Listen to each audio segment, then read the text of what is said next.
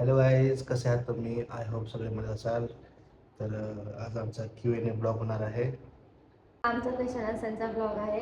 मागच्या ब्लॉगला खूप सारा सपोर्ट भेटला आणि अजून सुद्धा क्वेश्चन आले. म्हणजे माझे नाहीत का, म्हणजे ह्यांचे सगळे क्वेश्चन. त्यामुळे मी बोलले की तुमचे जे क्वेश्चन आहेत ते तुम्ही सांगा. आणि सगळे बोलत होते की मिस्टरांना दाखवा. तो त्यांना सोबत घेऊनच हा क्वेश्चन आन्सरचा ब्लॉग करणार आहे. त्यांना जे विचारणारे क्वेश्चन होते ते हे सगळे डिटेलमध्ये सांगतील आणि माझे जे क्वेश्चन होते मला विचारणारे ते मी सगळे डिटेलमध्ये सांगेन. ओके, सो चला. आम्ही मागच्या टायमेला कसे लिहून घेतले होते तसेच ह्या टायमेला सुद्धा मी काही क्वेश्चन लिहून घेतलेले आहेत. ते जास्त विचारले जातात. चला तर मग सुरुवात करूया क्वेश्चनला. सो पहिला क्वेश्चन आहे, मी मागच्या ब्लॉगमध्ये पण सांगितलं होता की आमचे गाव कोणते आहे. तरी पण अजून सुद्धा क्वेश्चन येतातच की तुम्ही कुठे राहता, तुमचं गाव कोणतं. जे नवीन लोक आहेत ना ते येतात तुमच्याकडे. म्हणजे जे जुने फॉलोअर्स आहेत त्यांना माहीत आहे, पण जे नवीन फॉलोअर्स येतात त्यांना माहीत नसतं की गाव कुठलं, राहतात कुठे. त्यामुळे ते विचारतात सारखं प्रश्न. आणि आता त्यांना असं बोलता पण नाही येणार की तुम्ही पहिला ब्लॉग बघा, म्हणून आम्ही परत कंटिन्यू करतो. पहिले पण काही क्वेश्चन आहेत जे नवीन फॉलोअरसाठी, जुन्यांना तर माहीतच आहे. सो पहिला क्वेश्चन होता की आमचे गाव कोणते. माझं गाव पारगाव खंडाळा, सातारा जिल्हा. आणि माझं गाव म्हणजे सासरचं तर हेच गाव आहे, पण माझं माहेरचं गाव होतं सातारा फलटण. आणि सेकंड होतं की तुमचे लव्ह मॅरेज आहे की अरेंज मॅरेज आहे. सो हा क्वेश्चन पण सारखा विचारला आमचं जातो. अरेंज मॅरेज आहे आणि एकाच घरामध्ये आम्ही राहत होतो. मी हिचा कोण आहे, हे माझ्या आत्याचा मुलगा आणि ह्यांच्या मामाची मुलगी. काय पांढरे लेदार दिसतात तुमचे, माहिती पिवळे दिसतात. लेदार दाखवू नका, एकदम तर नॉर्मल. आम्ही एकाच घरात राहत होतो आणि ही माझ्या मामाची मुलगी आहे. आणि हे माझ्या आत्याचा मुलगा आहे. तर आम्ही एकाच घरात असल्यामुळे आम्ही एकत्र लग्न केलं. असं नाही आहे की एकत्र लग्न नाही केलं, असं नाही बोलू शकत. म्हणजे अरेंजच आहे मॅरेज. म्हणजे फक्त ओळख होती की हा त्याचा मुलगा आणि मी ह्यांच्या मामाची मुलगी, अशी फक्त ओळख होती. बाकी काही सुद्धा नव्हतं. म्हणजे मी ह्यांच्याशी बोलत पण नसायचे. कधीच बोलत नव्हतो, नुसती पळायची. नसायचे. बघितलं की पळायचं, बघितलं की पळायचं. असंच असायचं घरी आमचं. आलो बघितलं की पळायचं. ते चिडवतात ना ते मग काय चिडवलं तर काय झालं? पहिल्यापासून सारखे बोलायचे की राहुलला द्यायची असं सारखे बोलायचे. मग ती कसं मग काय अनकम्फर्टेबल वाटायचं सगळ्यांसोबत. असं त्यामुळे बोलतोय का डोक्यात कोण दगडच घालतंय. मग मी काय करायची, हे जिथं असते तिथल्या ह्या हॉलमध्ये असते तर मी बेडरूममध्ये असायचे. ते बेडरूममध्ये आले की मी एवढी हॉलमध्ये घाबरायची मला. घाबरत नव्हते, ते वेगळंच होत वाटायचं मला. म्हणून कधीच मी ह्यांच्याशी बोलत नाही. ह्यांचा जो मोठा मधला भाऊ आहे ना, मधला भाऊ, त्यांच्यासोबत मी बोलायची बिलायची एकदम. आता कसं आम्ही एकदम फ्रेंडली असतो तसं त्यांच्यासोबत असायची. त्यांच्यासोबत शेर आविलाजी असं आविलाजी तसं तशी करायची मी. आणि माझं लक्ष नसलं ना हळूच बघायची. असं हां बघायचे मी सांगते ना मी बघायचे. पण मी कधी बोलले वगैरे नव्हते यांच्यासोबत. सो आणि नंतर मग कॉलेजला वगैरे जायला लागली. नंतर मला फोन वगैरे भेटला. त्यानंतर मग त्यांनी मला मेसेज केला. तेव्हापासून आमचं बोलायला सुरुवात झाली. सो आमचं लव्ह मॅरेज पण बोलू शकता, अरेंज मॅरेज. लव्हच आहे पहिलं आणि नंतर अरेंज मॅरेज केलं. लव्ह म्हणजे एका घरात असलेलं होतं होणारच आहे. नंतर लग्न झालं आमचं. त्यानंतर लग्न झालं म्हणजे पहिल्यापासून ठरलं होतं आमचं लग्न होणार आहे म्हणून. ते आजी पंजांच्या काळापासून असतं ना, तेव्हापासून ठरलं होतं आमचं लग्न होणार आहे आणि शेवटी झालं. हां ठीक आहे. मग लव्ह मॅरेजमध्ये अरेंज मॅरेज दोन्ही बोलू शकता आमचं. आणि त्यानंतर जास्त क्वेश्चन विचारला जातो की तुमचं शिक्षण काय आहे. सो शिक्षण माझं झालेलं आहे BBA ग्रॅज्युएशन आणि त्यांचं PhD केली. मी सांगा ना. तर माझं 12वी झालंय आणि ITI केलं आहे मी, फिटर ITI. फिटर ITI ह्यांचं झालेलं आहे. आणि माझं झालं आहे BBA ग्रॅज्युएशन. ते पण माझं शिक्षण कसं झालं, 12वीतून माझं लग्न झालं. आणि ती एकच मुलगी असते. माझं लग्न पण लवकर झालं. आणि वडिलांना माझं 12वीतून लग्न झालं तर आता एकच घरातली मुलगी, तिला शिकवायचं पण आहे, लग्न पण करायचं आहे. मग लग्न झाल्यानंतर सुद्धा त्यांनी मला ॲडमिशन घेऊन दिलं. मला घ्यायचं होतं BCAला ॲडमिशन घ्यायचं होतं मला, म्हणजे कम्प्युटरचं वगैरे नॉलेज असेल म्हणून. पण मला काही ते बाहेरून ॲडमिशन नाही भेटलं. BBAला ॲडमिशन मला भेटलं. BBAला ॲडमिशन घेतलं मी. 1 वर्ष तिकडून येऊन पेपर वगैरे दिले. नंतर शिक्षक लोक मला आले ओरडायला लागले की 75% हजेरी पाहिजे असं तसं करत. आणि तेव्हा त्या टायमिंगलाच मी प्रेग्नेंट झालेली. तेव्हा आय थिंक जेव्हा मी 7व्या महिन्यामध्ये बाहेर यायचं असतं ना, तेव्हा मी 7व्या महिन्यात ते 8-9 म्हणजे 7-8-9 3 महिने मी कॉलेजला गेले. कुणाला वाटतच नव्हतं मी प्रेग्नेंट आहे वगैरे. आणि घरचे पण असे काय बोलले नाही की ब्रेक वगैरे घे, काहीच नाही. फक्त बोलायचे तुला त्रास झाल्यावरती सांग, आम्ही येतो लगेच तिकडं. खरंच खूप त्रास झाला माहिती आहे का. ते म्हणजे ॲडमिशन नसतं घेतलं ना, एक वेळ असं मला वाटलं की ॲडमिशन नसतं घेतलं, गॅप घेतलं असतं ना तर बरं झालं असतं. एवढा मी त्रास होऊन त्याला. सकाळची 7 वाजता जायची गाडीवरती बसून, भाव सोडवायला यायचा. तर तेवढं मोठं पोट घेऊन शाळेत जायचे. ते शिक्षक लोक तरी पण बोलायचे मला, का तर हजेरी नव्हते माझी म्हणून. नंतर ते कसं बसं करत मी ग्रॅज्युएशन माझं कंप्लीट केलं प्रेग्नेंट असताना सुद्धा. नंतर माझी डिलिव्हरी झाली. डिलिव्हरी झाल्यानंतर पण कॉलेज माझं बाकी होतं, माझे पेपर बाकी होते. आय थिंक मी 7व्या महिन्यात, 7वा माझा अर्धा झाला होता तेव्हा मी 14वीचे पेपर दिले. आणि नंतर डिलिव्हरी झाल्यानंतर मी 15वीचे पेपर दिले आरेला घरी ठेवून. नंतर त्याला टेन्शन यायचं मला. पण सगळ्या क्लासमध्ये फक्त 6 मुलं पास झाली होती, त्यात माझा पण नंबर होता. रोज कॉलेजला न जाता मला सगळे बोलायचे की तू कॉलेजला येत नाही काय नाही, तू पास कशी काय झाली. म्हणजे मी हुशार होते तशी, पण फक्त प्रेमात पडलो आणि लग्न झालं. ठीक आहे, तर माझं असं झालं ग्रॅज्युएशन. खूप स्ट्रगलमध्ये माझं ग्रॅज्युएशन झालं. आणि मी पहिल्यापासून शाळेत लय हुशार होतो. हे ना लय हुशार. मी असं म्हणायचे. तेव्हा मला शिक्षक लोक सुद्धा बोलले होते की तू पास झाली आहे. म्हणलं हां. मी तसा अभ्यास पण केला होता. अभ्यास म्हणजे जे थेअरी लिहायची असते ना, म्हणजे पेपर, ते पण मला असं थेअरी बेसवरती लिहायला चांगलं येतं. माझं पाठांतर चांगलं होतं. बाकी काय मग झाले मी पास. माझा आहे ना टॉपिक, विषय आहे का? काय विषय माझा? आता त्यांचं शिक्षण सांगा तुमचं कुठं झालं. सांगितलं ना शिक्षण मगाशी. तर माझं शिक्षण हे मुंबईमध्ये झालेलं आहे. लहानपणापासून मी मुंबईमध्येच राहिलेलो आहे. आणि घरात आमच्या खूप भांडणं व्हायची, सारखी पहिल्यापासून भांडणं व्हायची. लहानपणापासून मी भांडणं बघत आलो घरामध्ये, वडिलांचे, भावांचे, त्यांची. लहानपणापासून भांडणं. मग शाळेत कमी आणि गावी जास्त असायचो मी. महिना 2-2 महिने गावी असायचो आणि शाळेत कमी होतो. तर पहिलं माझी घाटल्यामध्ये 4थी झाली. आणि नंतर मग मी दुसऱ्या शाळेमध्ये गेलो, वाशी नाक्याला गेलो दुसऱ्या शाळेमध्ये. तिथं 2 वर्ष होतो आणि कामोठ्याला आलो. तर कामोठ्यामध्ये मी 17-18 वर्ष राहिलो. तिथं मी एका शाळेमध्ये होतो. ती शाळा जरा चांगली होती पहिल्यापेक्षा. त्या शाळेमध्ये मी 10वी केली, 12वी केली. नंतर मग ITI केला आणि मग पनवेलला मी ITI कंप्लीट केला. ॲप्रेंटिस केली. तर JSW कंपनी, तिकडे मी ॲप्रेंटिस केली 1 वर्ष, डोलवी अलिबाग साईडला. नंतर मी तळोजा MIDCमध्ये 3 वर्ष तिथं मी काम केलं. कंपनीमध्ये मी 2 वर्ष होतो. कंपनीचं नाव नाही सांगत मी. तिथे 2 वर्ष होतो आणि नंतर स्टूल्समध्ये 2 वर्ष होतो. आणि स्टूल्स नंतर मी असेच इकडे तिकडे कामं केली, कारण मला त्रास झाल्यानंतर. हा क्वेश्चन जास्त विचारला जातो आम्हाला की तुम्ही गावी का आला. तर गावी का आला ह्याचं मोठं खरंच खूप कारण आहे. का तर आता हे बोलले की ह्यांना त्रास झाला. ह्यांना त्रास म्हणजे जवळजवळ आय थिंक आता 5 वर्ष होतील ह्यांना त्रास होतोय. म्हणजे दिसतात चांगले पण आतून कमजोर आहेत. नंतर हे एका कंपनीमध्ये कामाला जात होते, MNC कंपनी. MNC कंपनीला. लग्नानंतर मी एका MNC कंपनीमध्ये कामाला होतो. 2 वर्ष इथं मी काम करत होतो.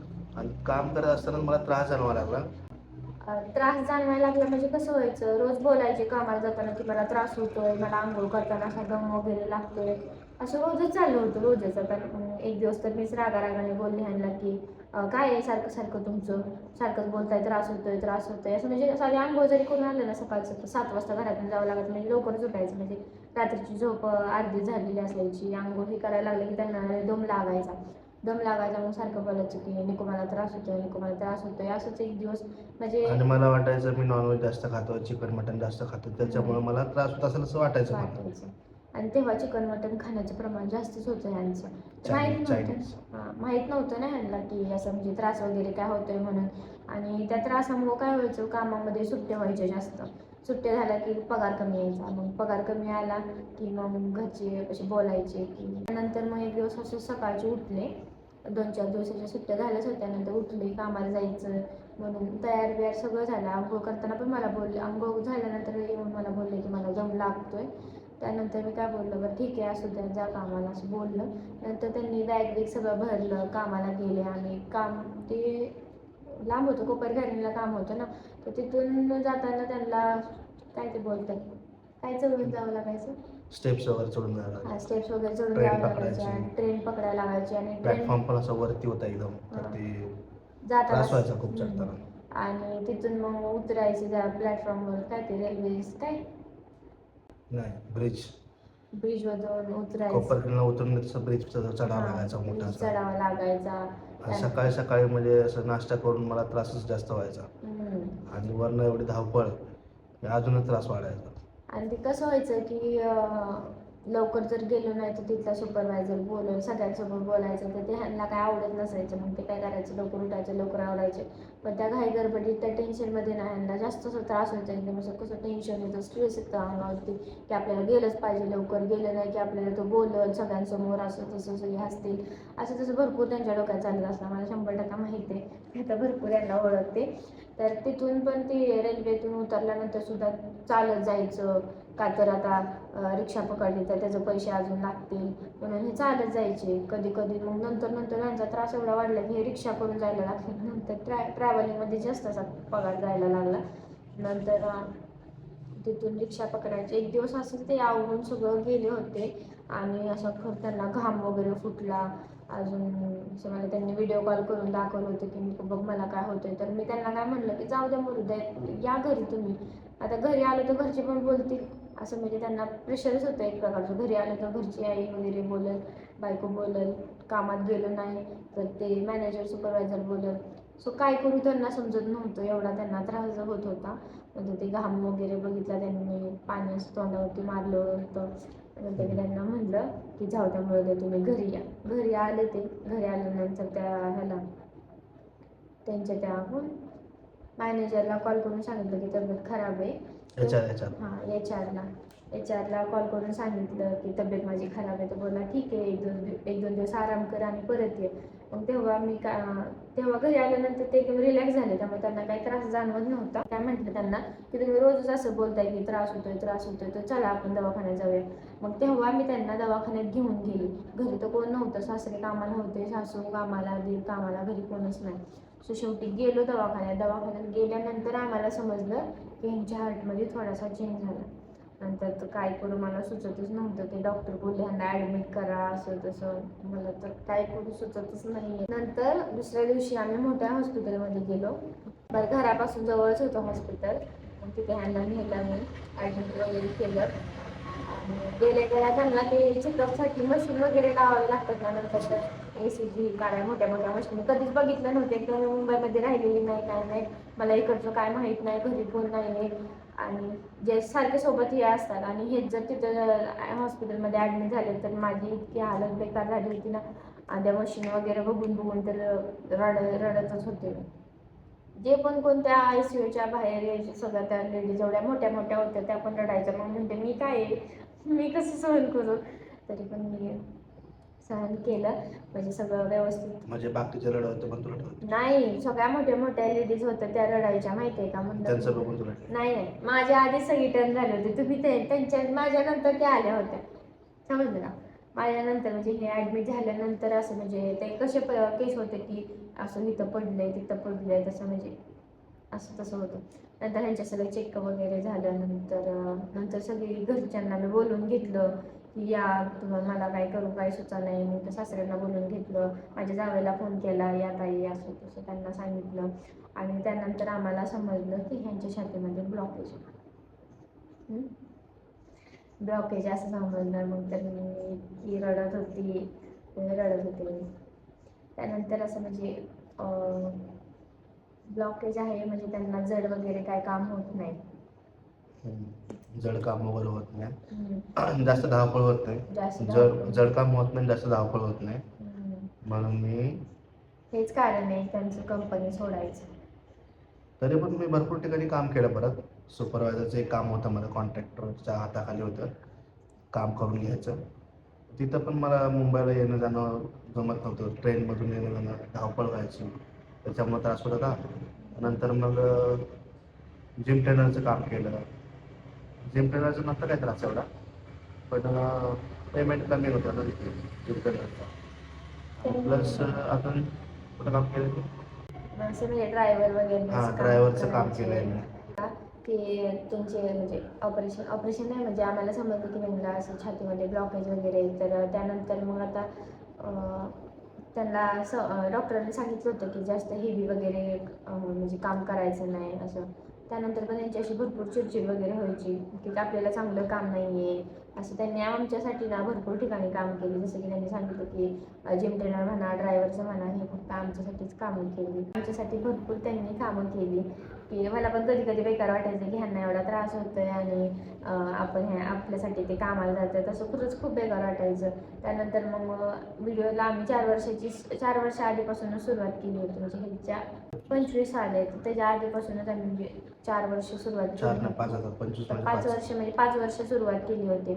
इकडे व्हिडिओ टाकतोय, तिकडे व्हिडिओ टाकतोय, कसलेच व्ह्यूज येत नव्हते. ॲटलिस्ट मला वाटत होतं की ह्याचा तरी मला आधार भेटेल. वाटायचं की इकडून तरी थोडाफार इन्कम चालू झाला तर त्यांना असं बाहेर जावं लागायचं नाही कामाला, ह्याच्यावरच आम्ही मेहनत घेऊ. असं भरपूर आम्ही म्हणजे 4 वर्ष लगातार व्हिडिओ टाकत होतो आणि 4 वर्ष व्हिडिओला व्ह्यूज येत नव्हते कसलेच. आम्ही यूट्यूबला व्हिडिओ टाकायचो, FBला, ह्याला सगळीकडे व्हिडिओ टाकायचो. जेव्हा आम्ही कंटेंट चेंज केला, म्हणजे त्यात जेव्हा ह्यांचा वॉईस आला, मी समोर आले तेव्हा, म्हणजे मी समोरच होते म्हणा, पण ह्यांचा वॉईस आला जेव्हा, घरातला आम्ही थोडंफार दाखवायला लागलो, तेव्हा कुठं आयडीला व्ह्यूज यायला लागले, तेव्हा कुठं आम्हाला बरं वाटायला लागलं.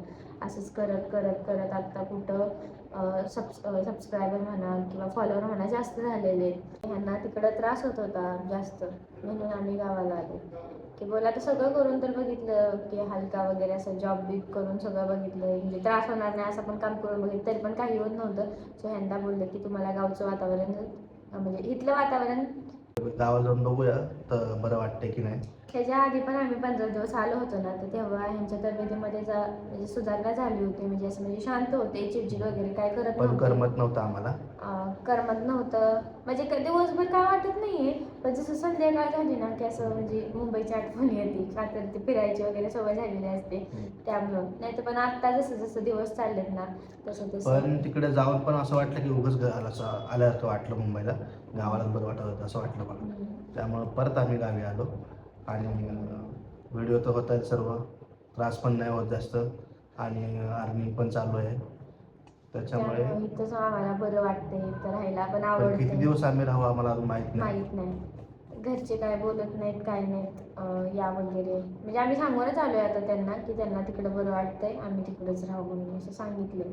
संध्याकाळचं करमत नव्हतं म्हणून आम्ही TV वगैरे पण लावून घेतला की तेवढ्या टाइम असतो ना 6-7च्या दरम्यान, म्हणजे त्याच टायमिंगला जरा एकदम असं वाटतं की उगाच आलोय तिकडे मनगास बरं होतं, होतं. करमत नाही, बोरिंग वाटतं एकदम 6 ते 9 पर्यंत.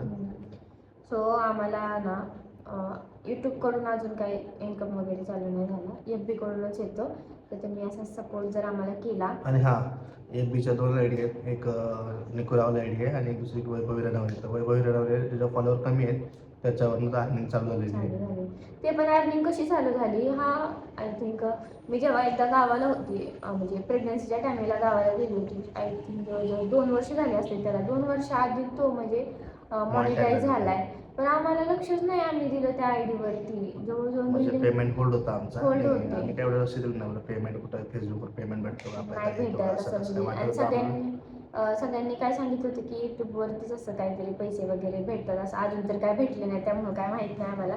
पण यूट्यूबचं सगळ्यांनी म्हणजे जे पण सोशल ॲप आहे ते यूट्यूबवर सगळ्यात जास्त फेमस आहे, त्यामुळे FBवरती आम्ही काय लक्ष दिलं नव्हतं. पण तो मॉनिटाईज कधी झाला होता. आता इन्स्टा एकच आहे माझा ऑफिशियल वैभवीचा, आणि त्यालाच अटॅच निकू राहुल म्हणून एक आयडी आहे. तर ते जवळजवळ 1,10,000 झाले, पण तिकडून काहीच इन्कम येत नाही आहे.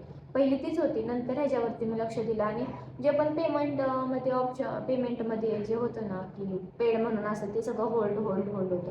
डॉलर सगळे जमले होते आणि सगळे होल्डमध्ये होते. हां, तर होल्डमध्ये होते त्यामुळे आम्हाला काय वाटलंच नव्हतं की हे डॉलर म्हणजे पैसे जाय तर हे येतील म्हणून, असं कधी वाटलंच नव्हतं. पण नंतर ते कसं काय गेलं, नाही नेहमीच काहीतरी केलं होतं. सेटिंग वगैरे ते असतं ना, ते येतं की डॉक्युमेंट तुमचे फिलअप करा असं तसं, मग तेव्हा त्यांनी केलं असं ना. आधी ह्यांना किती खटपट करायची सवय त्या, हे डॉक्युमेंट ते मित्र बोललं डॉक्युमेंट, मी खटपट करणारच. हे डॉक्युमेंट ते डॉक्युमेंट. तर एक दिवस काय झालं, अकाउंटला असंच असं म्हणजे काय लक्ष दिलं नाही, काय नाही, आणि अकाउंटला असंच माझ्या पैसे आले. तर मी ह्यांना विचारते की पैसे कुठून आले, पैसे कुठून आले, तुम्ही काय केले का, असं तसं. नंतर मग आम्ही चेक केलं तर सगळं पेड म्हणून दाखवलं होतं. मी तर एवढी खुश झाली होती ना, पेड म्हणून असं मी अकाउंटला पैसे आले होते. ते पैसे बघूनच मी एवढी खुश झाली होती की बरं, आता बरं झालं, कुठून तरी इन्कम सोर्स सुरू झाला. म्हणलं की ह्याच्यावरती मेहनत घ्यायची, असेच व्हिडिओ बनवायचे. तसं तसं भरपूर डोक्यात यायला लागलं माझ्या, आणि मी म्हणलं बरं झालं की आता ह्यांना कामाला लावायचंच नाही मला. मग ह्याच्यावरच आम्ही मेहनत घेतोय आणि व्हिडिओज बनवतो. आणि कामाचं मी काय काम करणारच आहे इथे जवळ MIDC आहे, शिरोळ MIDC. तर जर तब्येत जरा अजून बरी वाटली ना, बरं झालं, माझी तर इच्छा आहे की ह्यांनी काम अजून करू. थोडं बरं वाटलं, तब्येत चांगली झाली की मग इथं जवळ MIDC मध्ये मी जॉब बघणार आहे. तरी तुम्ही अजून सपोर्ट केला तर माझा यूट्यूब चॅनल सुद्धा, म्हणजे आमच्या दोघांचं यूट्यूब चॅनल सुद्धा मॉनिटाईज होईल तिकडून. मग मला काय वाटत नाही की, सगळे बोलतात फक्त की यूट्यूबकडून पेमेंट असतो, तर कसा असतो, कधी येतो, काय येतो, ह्याची काय मला कल्पना नाही. तर मी जास्त व्हिडिओमध्ये काय येत नाही, कारण माझा फेस एवढा काय चांगला नाही, असं ह्यांना वाटतं. लोकांना आवडत नाही, त्यामुळे मी जास्त व्हिडिओमध्ये येत जर नाही. लोक नाही काय, मी ह्यांना किती समजवते की आता एखादा जर बोलला वाईट तर मग काय त्याचीच कमेंट्स डोक्यात घेऊन बसायचं का, असं नाही आहे. आता मला काय बोलतात की तू टिकली लावत नाही, मग आता जर त्यांचं जर ऐकत बसतं तर मला नाही आवडत टिकली लावायला, मी नाही लावत टिकली. आता टिकली लावत जा, मग एक कमेंट करणार की ओढणी घेत जा, एक म्हणणार बांगड्या घालत जा. आता ह्यांना कसं म्हणणार की असं, म्हणजे एखादी कमेंट जर बेकार आली तर तेच घेऊन बसतात. तर मी काय म्हणते, जाऊ दे मध्ये त्यांच्यावर काय लक्ष द्यायचं आहे, आपला आपण व्हिडिओ बनवूया, आपला आपण पुढे जाऊया. 100 लोक आता पुढे जाणाऱ्यावर सपोर्ट नाही करणार, पण मागं घ्यायला सगळे सपोर्ट करतात. त्यामुळे मी ह्यांना खूप समजवते की जे पण आपले फॉलोअर्स आहेत चांगले आहेत, तर आपल्याला सपोर्ट करतात, तर त्यांच्यासाठी आपण व्हिडिओ बनवूया. जे पण, आणि भरपूर लोक आता, पहिलं काही नव्हतं, पहिलं अजिबात म्हणजे असं बेकार कमेंट नव्हत्या, काय नव्हत्या, अशा चांगल्या कमेंट होत्या. तेव्हा पण पब्लिक कमी होती ना. हां, मग जसे जसे व्ह्यूज वाढले, जसे जसे फॉलोअर वाढलेत ना, म्हणजे जसे जसे व्हिडिओला व्ह्यूज यायला लागलेत ना, तसे तसे असे म्हणजे बेकार कमेंट्स यायला लागले. एवढ्या पण नाही येत, म्हणजे जसे फॉलोअर्स आहेत कमी कमीच येतात, पण येतात. आणि फॉलोअर्स आहेत ना, ते खरंच खूप चांगले आहेत, असे म्हणजे सपोर्ट करतात वगैरे की असं बनवा दादा, ताई दादा, असं भरपूर अशा आहेत. आणि तुमच्या प्रश्नामुळे आम्हाला अजून व्हिडिओ बनवायला चांगलं वाटतं. चांगलं वाटतं. तुम्ही प्रश्न विचारता, पण सजेस्ट करता, सांगता, त्याच्यामुळे आम्हाला व्हिडिओ बनवायला पण बरं काही वाटतं. आता जे जेंट्स लोक आहेत ना, ते अजिबात असे बेकार वगैरे कमेंट करत नाहीत. त्यांचं जर फेस दाखवला तर अजून बोलतात की खूप दिवसातून दादा आला, असं तसं भरपूर बोलतात. पण काही लेडीज आहेत ना, त्या अशा कमेंट्स करतात ना की असंच करते, तसंच करते, हे करते. मला तर असं वाटतं की ह्या लेडीजने मला सपोर्ट केला पाहिजे की बाबा हा बाबा ही बनवते, हिला सपोर्ट केला पाहिजे, ताई असं बनव, ताई तसं बनव. चांगल्या पण लेडीज आहेत ना. चांगल्या तर आहेत, पण काही आहेत लेडीज की ज्या मुद्दामून त्या पॉईंटवरतीच बोलणार की असंच करते, तसंच करते. आणि त्यामुळं काय वाटतं की बाबा हे आपल्याला बोलतात तर आपण नको व्हिडिओ बनवायला. आता बघा मध्ये गॅप पडलेला आहे थोडाफार व्हिडिओसाठी, पण भरपूर अशा कमेंट्स येतात, म्हणूनच असा गॅप पडतो. जर तुम्ही जर अजून आम्हाला म्हणजे चांगल्या कमेंट केल्या की असं बनवा, तसं बनवा, असं जर सजेस्ट केलं ना, तर आम्ही अजून व्हिडिओ बनवू, अजून तुम्हाला बघायला व्हिडिओ भेटतील. मी मोज का ठेवत तर मला पहिल्यापासून मी मोज ठेवलीच नाही कधी. कॉलेजपासून मी कधी मोज ठेवलेच नाही, मला आवडत पण नाही. त्यांना सवय नाही आहे म्हणजे पहिल्यापासूनच. मी पण त्यांना असं बोलते की थोडी थोडी जरी अशी म्हणजे उगवली तरी पण बोलते की ट्रिम करायची, चांगली वाटत नाही. पहिल्यापासून कसं माणसाला आता बघायची सवय झालेली असते ना, फक्त त्यांना इथंच बिघडले, बाकी कुठं नाही आहे. आणि तशीच मला आवडते, मी कमी केलं. पण मला तसंच आवडतंय, त्यांच्या बायकोला जसं आवडतं तसे ते राहतात. लोकांसाठी त्यांना बदलायची काही सुद्धा गरज नाही आहे. मी स्वतः बोलते त्यांची बायको की लोकांसाठी तुम्ही काही बदलू नका. ह्यांना वाटतं की ह्यांचा फेस चांगला नाही आहे, नाही, पण तुमच्या बायकोला आवडतं तर बाकीच्यांचं कशाला विचार पाहिजे, असं आहे. भरपूर आता म्हणजे भरपूर लोकांचा आम्हाला सपोर्ट भेटतोय, तर ते बघून तर आम्ही अजूनच हे होतो की अजून व्हिडिओ बनवले पाहिजे. मोटिवेट होते की खूप छान वाटतं आम्हाला, तुम्ही असं सपोर्ट करता, कमेंट्स वाचता. रात्रीच्या कधी ना सगळ्यांना असं रिप्लाय देणं होत नाही, पण प्रत्येकाची कमेंट्स मी असे लाईक वगैरे करत बसते रात्रीची.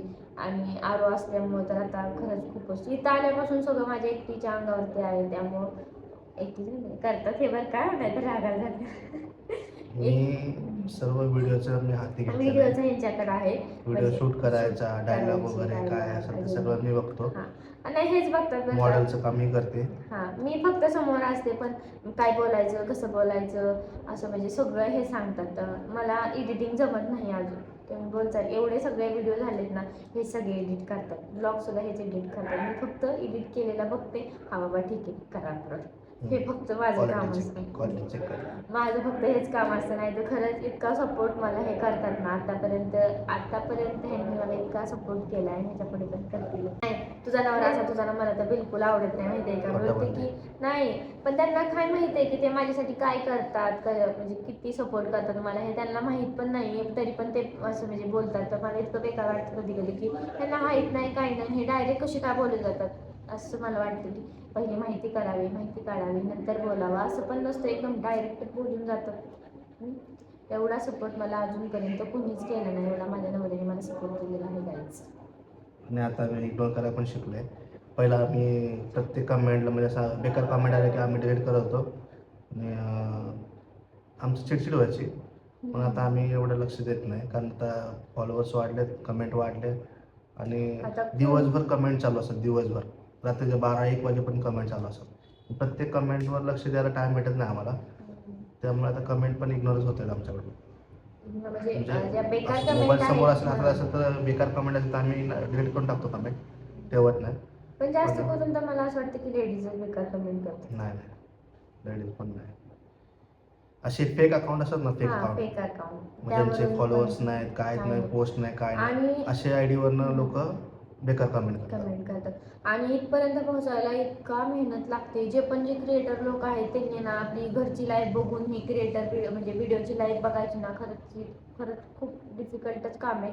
जे पण करतात त्यांना माहिती आहे की इथं पण सगळी ती एंगेजमेंट असते ना, ती सगळी मेंटेन ठेवावी लागते, त्याच्यासाठी व्हिडिओ बनवावे लागतात.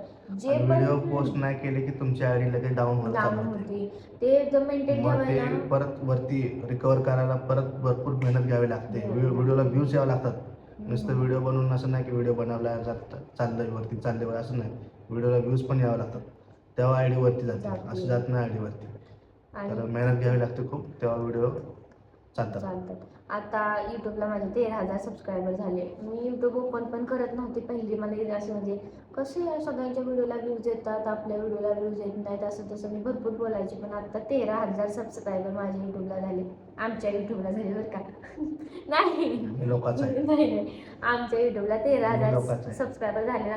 तर पहिले मला यूट्यूबची आय डी सुद्धा ओपन करू वाटत नव्हती. मी कधी यूट्यूबला बघत पण नव्हते. फक्त एक व्हिडिओ सकाळचा पोस्ट करायची, व्ह्यूजच येत नव्हते तर असे बघायची इच्छाच होत नव्हती. पण आता ना त्याची टोपी घेऊन बसते सारखे कुणाचे कमेंट आले, काय आले, किती व्ह्यूज आले, काय आले. एवढं भारी वाटत नाही की आपण बाबा जिथं काय नव्हतं तिथं आता आपण चाललोय पुढं. खरंच खूप भारी वाटतं. माझं लक्ष सारखं इकडे येतं, कारण ती कमेंटचं नोटिफिकेशन येते. कमेंट येतात लोकांचे, भरपूर बघतोय. कमेंट्स येतात आता, भरपूर कमेंट खूप सुंदर कमेंट तर भारीच येतात. खूप सुंदर आहात. आमच्या दोघांचा जर व्हिडिओ टाकला ना तर आता जवळजवळ तो 3-4 लाखामध्ये जातोय.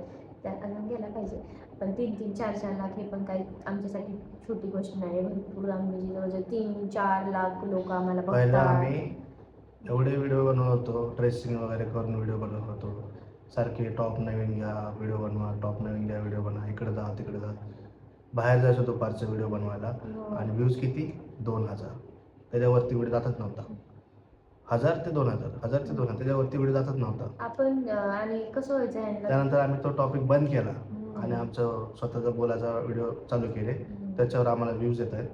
तर लोकांना अजूनपर्यंत काय लोकांना असं वाटतं की हे काय व्हिडिओ बनवतात, कसे व्हिडिओ बनवतात. व्ह्यूज येतात तर मग आम्ही का व्हिडिओ बनवायची नाही त्याच्यावर. काय आहे की घरातल्या अशा छोट्या गोष्टी आहेत. काही लोकांना खरंच खूप त्या गोष्टी आवडतात की अजून ताई दादा असं बनवा तसं बनवा असं बोलतात. पण ते आणि काही म्हणतात की काय बनवतात तुम्ही हे. काहींना आमचं कंटेंट आवडतं तर काहींना आवडत नाही. काय बोलतात सॉन्ग बनवा, काय बोलतात साडी घालत जावा, काय बोलतात टिकली लावा.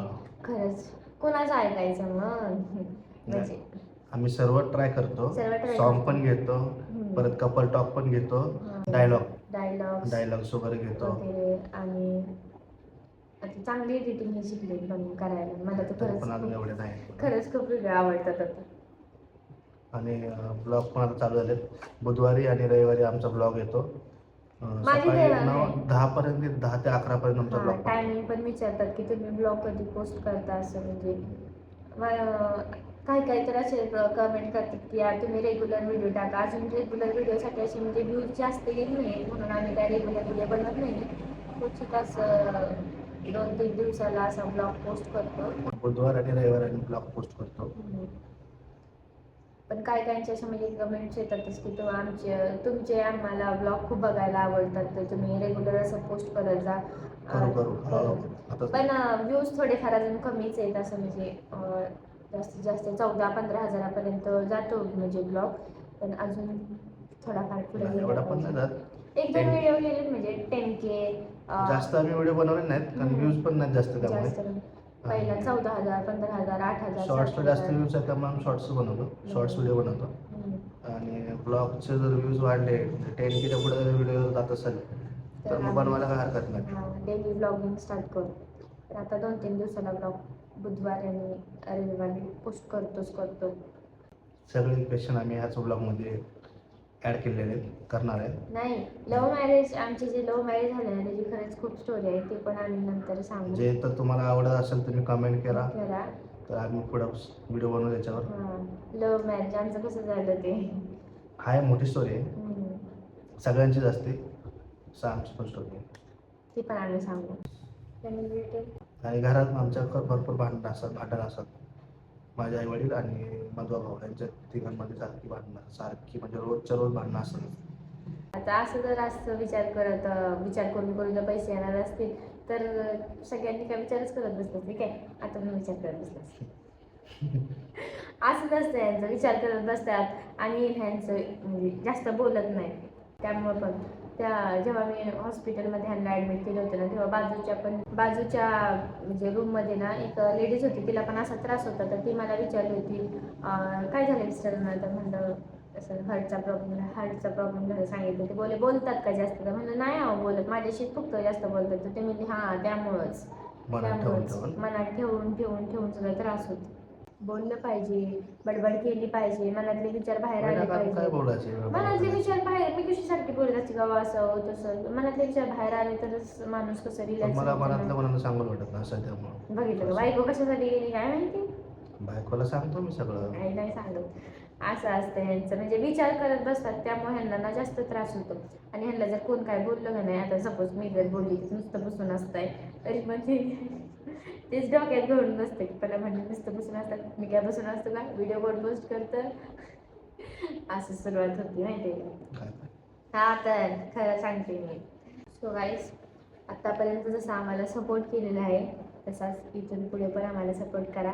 आणि ज्यांना अजून काही क्वेश्चन असतील त्यांनी मला कमेंट करा. DM नका करू, कमेंट करा. DM नका करत जा कारण DM मध्ये भरपूर असे क्वेश्चन असतात की ते वाचायचे राहतात. आजसाठी एवढंच. भेटू नेक्स्ट ब्लॉग मध्ये. Bye bye. व्हिडिओ मोठा झाला.